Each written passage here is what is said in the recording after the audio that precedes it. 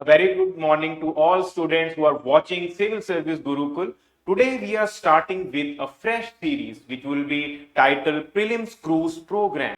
So I'll be taking up science and tech themes from prelims perspective from last 1 year. So the highlight of this series is we'll be focusing on three qualitative themes from each section. For example, today I'm starting with space segment. Tomorrow, there would be a section on defense, then biotech, then IT sector, and finally emerging technology. So basically, it's a quick revision series in which we will be focusing on top three updates from each science and tech section. So hopefully, these are some basic themes which you should master, because at times the attemptable questions are asked from the macro development from each section. They might be helpful in both pre and main section as well. So today we'll be starting with space section, because this is the only section which year after year makes India proud by its stupendous achievements. So this year was also no exception. If we look at the time period of last 1.5 years, the main limelight hogging mission was Aditya L1. So first of all, I'll be focusing on key highlights from Aditya L1 mission, because as you could see on your screen, the word Aditya is a, you could say, a Prayavachi for sun. So there are no prizes for guessing that this mission was dedicated to study the sun's outermost layers qualitatively. And you have to understand the launch site was Sriharikota, which we all call by Satish Dhawan Space Center at, you could say, Andhra Pradesh. The launch vehicle was Polar Satellite launch vehicle, because this instrument had to carry some minimal payload, so GSLV was not required. So basically, from plain perspective, it should be clear about the launch site, the launch vehicle, and what were the key objectives. Now, if they want to frame a basic question on this theme, they might ask, what does this L1 in Aditya L1 stands for? Basically, the L stands for Lagrangian point, because there are 5 such points, as you could see on your screen, in our solar system. They were first deciphered by 18th century mathematician Joseph Louis Lagrange. So Joseph Louis Lagrange identified 5 such points, and as you could see, between Earth and Sun, these points are strategically placed, out of which we are focusing on L1. And if you are following global current affairs, recently James Webb Telescope also utilized one of such key points. So James Webb Telescope is placed on L2 point, whereas our Aditya L1 is placed at L1 point. So these L1 point is not some nearby Earth orbit, like while covering space we often discuss about low Earth orbit, polar orbit, geosynchronous orbit. So basically, the geosynchronous orbit is at roughly around 36,000 kilometers, but this one L1 point is quite far off. It is 1.5 million kilometers away. The question arises, why we are sending our mission to such a far off point? Because at this particular point is at equidistance between sun and earth gravitational pull, and this point has a distinct advantage of not being eclipsed, because we have seen earlier when we were planning Aditya mission, it was to be placed at 300-400 kilometer, but it had a disadvantage of being eclipsed by moon. So if you want to study sun corona, outermost layer, which is visible only during eclipse, it should be ideally free from those eclipses. So that's the reason why we had chosen this specific L1 point. So make sure you are clear about these L5 points, what is the nomenclature behind them, and why we are so curious to study about the, you could say, the solar system. Now coming to the next technical part, that what exactly are the layers of sun which this Aditya L1 mission is so curious to decode about. Just like Earth has 3 macro layers, crust, mantle, core, sun has similar, you could say, chronology. In inner layers of the sun, there is a deepest layer is called the core, then we have a radiation and convection zone. But these zones will not be able to be decoded by our mission, because it's still quite far off if we took the larger picture into account. But outer layers of the sun, there are four specific layers. The outermost layer is called the visible part, the photosphere. Then we have the chromosphere, transition zone, and the invisible part, which only is visible during eclipse, is called the corona.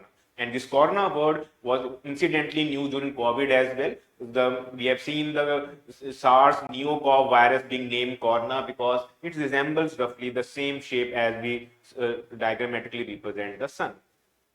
Now, why we are so curious about studying this corona, photosphere, chromosphere? Because generally there should be a trend when we are going from outer to inner layer, temperature should increase because the nuclear fusion reaction is taking place, which is source of all energy. But surprisingly, when they measure temperature at photosphere, it's roughly around 6,000 Kelvin.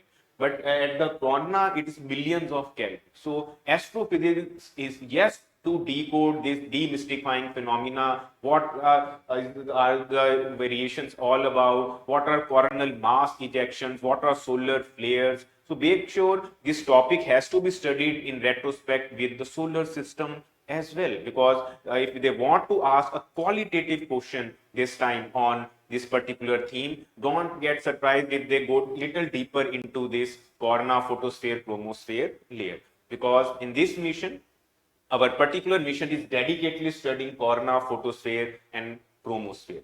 And the NASA's main mission is, if you are following international affairs, is the Parker Solar Probe, which is quite the nearest object which has studied sun qualitatively. So our competition is in direct way with that thing. So make sure you just have a fair idea about the different layers of the sun, what are the temperature variations, how sun energy works, because the basic nuclear energy themes also get activated.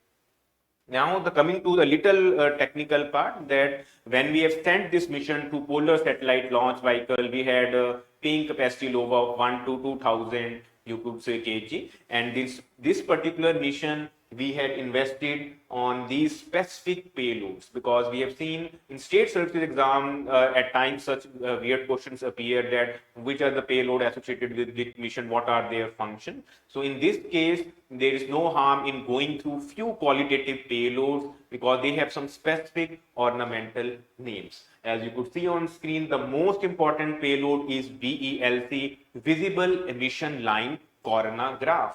So the function of this payload is, as mentioned in this is nomenclature, is to study the sun's corona. So basically, coronagraph is one instrument you cannot afford to miss.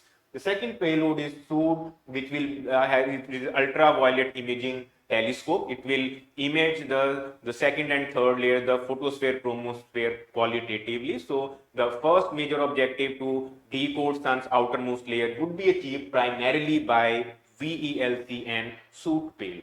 Then the most comical one out of these is Papa, because in Mangalyaan mission we had ornamentally called that mission MOM, Mars Orbital Mission. So this time they have coined the acronym Papa, which stands for Plasma Analyzer Package for Aditya. So basically, as we study the states of matter, there are primarily three states of matter: solid, liquid, gas. But the fourth state of matter is plasma. When we decode sun structure, we realize that ionized gases are referred as plasma state, and Aditya Papa payload is specifically focused on analyzing the plasma layer. And there is no harm in going through the fifth state of matter as a separate theme, which is called Bose-Einstein condensate. So this basically, these three payloads are the minimal. The other ones which you are seeing, Helios, Solex, Aspects, these are spectroscope and spectrometers, which will do other specific atmospheric or solar studies. So from examination point of view, if you are able to manage this SOOD, VELC, Papa, you have done a fair job. And MAG, and it stands for magnetometer. This is once again to study the effect of magnetic fields on Earth, gravitational as well as ionosphere field. So even though all payloads are important, but these are the minimal payloads from prelims perspective which you could ask, because examiner might try to confuse what are the main payloads of Aditya L1, what were of Mangalyaan 1, or the more recent success of Chandrayaan 3. So make sure this qualitative theme is covered from all possible dimensions if you want to crack a particular question on Aditya L1 mission. So to summarize, we can say one of the main achievements of, you could say, last one academic year has been the successful launch of Aditya L1 mission, and it's one of the topics which has overlapping nature with geography as well as science and tech as well as, you could say, general science aspect. So there is a high probability that a question might be asked from this particular topic. So I hope you got a fair overview from Prelims perspective about Aditya L1 in this short video.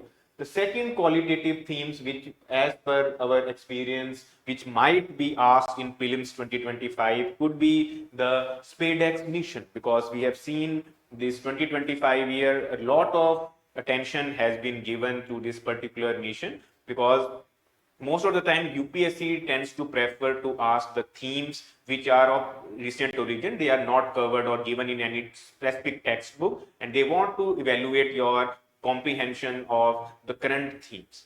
So PSLV C60 mission, which was the last mission of this, you could say, macro mission of this year, had launched this space docking experiment, and very few countries have mastered this art of successfully docking and undocking. So basically, you can say it's a step in right direction. It is laying foundation for prospective, you could say, space station of India. Currently, only International Space Station and Chinese Space Station Tiangong are operational. So we are trying to build our own space station, and current experimental phase has been heralded by the Spadex mission. So it was launched by, once again, by PSLV, Polar Satellite Launch Vehicle. The experiment was part of a larger program to develop the next generation space technologies, because we will see the launch of Gaganyaan, this mission, which would be the first ever manned mission. After that is completed, the step is to start with the space station mission, and we have tentatively already named that space station would be named Bharat Antariksh Station, which would be roughly in 300 to 400 kilometer orbit. Now, the aim was of this particular mission to demonstrate that are we capable of loading and unloading, you could say docking and undocking specific two segments, because we have sent two specific satellites at designated orbit, lightweight satellite. First, released them independently, then they were synchronized to dock together, and after a week, we undocked them as well. So basically, we were trying to demonstrate that we are capable of generating a fused circuit as well as the docking principle. So it has been achieved successfully, and there was a transfer of power and control as well. So overall, this is a landmark mission which once again shows the progress or rise of India as a space power. Coming to more specific details, the two specific satellites, they were technically called SDX01 and SDX02, but from GS perspective, it's a lot better to just know their common names. One was called Chaser, the other was called the Target, because this was point of a precision forming mission in which we remotely controlled these two specific satellites to achieve the larger goal. Now, going back to the historical part, that what are the few nations which have mastered this art of you could say docking, undocking, because once again, India has entered the select group of countries which have demonstrated this specific milestone. Because generally in UPSC, such themes are asked that India became third nation, fourth nation, fifth nation. So you should have absolute clarity that India has gained which particular position in this specific milestone, because space achievements is one of the specific theme which UPSC currently caters to. Even in names also, the last year they had asked what was Chandrayaan 3 trying to achieve, which was not achieved in 1 and 2. Name the specific nation which have already achieved that milestone. So in that particular aspect, we need to go through which are the specific missions of each respective country. So first was no surprise, you could say the United States of America achieved this with Gemini program in way back in 1966, because ISRO was created in 69, but USA by that time had already mastered that art. Even though we have seen Neil Armstrong Apollo mission was also carried out in the 1969. Russia was not far behind, it was Soviet Union at that time. Soyuz mission demonstrated that same series, and the Soyuz word is quite relevant because we have seen that recent missions of Russia still till date are following that same Soyuz series. Even the first Indian man to go in space, Rakesh Sharma, also went on board with this Soyuz mission series, and Salute 7 was the station. Coming to the China also, as I mentioned, for Tiangong space station, because China is only country which is having its own independent space station which is operational. International Space Station is a collaborative project of all powerful developed world. And India with this has joined the league with Spadex mission. It has become fourth country once again to achieve this remarkable milestone. So you can say, quoting the achievements or the developments in space sector, SpadeX is one of the key milestone, and more will follow up in coming time. So make sure this unconventional theme, because if you have attended lectures, probably we might not have covered this particular aspect in our class lecture. So make sure you update this in your class notes as well. And coming to the final theme, which might be once again important in this year prelims, would be the Chandrayaan series, because we have seen the Chandrayaan 3 success was a major milestone in Indian space endeavors. Our Space Day, which we have started celebrating more recently from August 23, is dedicated to the Chandrayaan 3 mission soft landing on lunar mission, because only once again 4 countries are capable of soft landing on outer planetary missions. Once again, there are no surprises. They are USA, Russia, and China. But what was real remarkable about Chandrayaan 3 was that India became first ever country to reach south pole of moon and uncharted territory. Israel, China both had tried this similar fate, but they got mixed results. So basically, India became the first ever country to achieve. So that's why Chandrayaan 3 success will resonate for coming years, at least for 2-3 more years. So make sure you are thorough with the Chandrayaan 1 mission. It was launched with PSLV C11 mission. Then Chandrayaan 2, we got a partial success only because due to hard landing, our lander and rover failed in that particular endeavor. But nevertheless, orbiter gave significant insights. If Chandrayaan 1 had confirmed presence of water on a lunar surface, Chandrayaan 2 orbiter gave the first ever, you could say, the lunar sodium map. And also it deciphered some strategic elements as well. So we can say the Chandrayaan 3 has once again put us in global space power race, and we have operated this mission for successfully for 1 lunar day. From geographical aspect, make sure you are clear that 1 lunar day is equivalent to 14 Earth days. And the name of lander and rovers are equally important. Because this now your prelim preparation should be at peak, so there are no more surprises. The lander was called Vikram as a fitting tribute to Vikram Sarabhai, the first chairman of ISRO. Whereas the rover part, the robotic part, which made detailed analysis of rock samples, was called Pragyan. So this story is a landmark site. Make sure also the landing sites were named by Prime Minister with the ISRO, as you could see in the Chandrayaan 1, if it was Jawahar Point. In second, we had seen it was called the Tiranga Point, and the third one is the Shiv Shakti Point.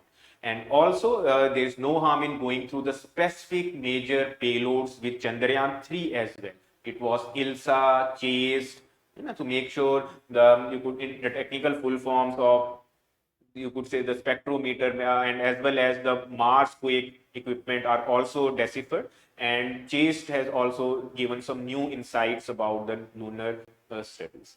And in more recently, Chandrayaan 4 and 5 are also announced. So there is no harm in having superficial detail of what exactly ISRO is trying to achieve with Chandrayaan 4 and 5. In Chandrayaan 4, we will try to bring back rock samples from moon surface so that the authenticity and new next level details are deciphered. In Chandrayaan 5, we will cooperate with Japan, and we will go to the shadow region once again, which is uncharted territory on solar surface. So basically, the LUPEX mission, which you might have come across in current affairs, is joint India-Japan mission, which is lunar exploration probe, in which they will try to decipher some more new insights about the lunar journey.